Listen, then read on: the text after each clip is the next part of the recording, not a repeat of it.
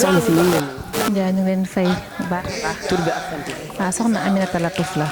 na Aminata suñu bëggoon a xam fii mooy fan la woon ñu wax.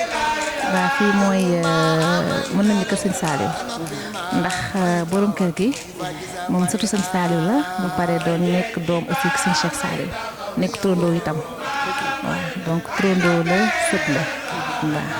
chaque année yéen fii ngeen dëkk wala sa nga fii ñëw màggal. fii mooy kër gi waaw fii mooy kër gi fii la ñu ñëw màggal ñoo yor waañ bi. ñooy waa waañ. ñooy waa waañ bi waaw. borom kër gi moom tur bi naka la. sëñ Saliou Mbacke ibnu sëñ Cheikh Saliou. moom leeru suñu seex la kon. leeru sëñ Cheikh Saliou la. bu ñu bëggoon a xam si moom ay tuuti rek lan la xanaa dañ naan moom jikko yi turandoo ba rek bu ma wax sax baay bi wax baay bi moom macha allah ñëpp xam nañ ko ñëpp ko nawloo ci yoonu murit waaye turandoo moom macha allah ndax moom jikko yi turandoo fa jël kii simplicité bi oyof bi bëgg nit bi fonk lool nag taalibe mi xeebul kenn waaw loolu daal lañ xam ne moom lu rëy la daal ci waaw loolu ñu mën a kii la ci moom daal. chaque année yaay gérer waañ bi. waaw ñoo koy gérer. waañ bi métti na wala neex. waaw waaw ñu ngi ñu duñ ko yëg liggéey sëñ Tuubaa moom kenn du ko yëg waaw ndax mbégte lañ ciy demee daal. waaw tamit ñëpp jigéen ñëpp a ki jàpp. mais noo leen gisee wàccaayu màggal bi ndax suba la màggal.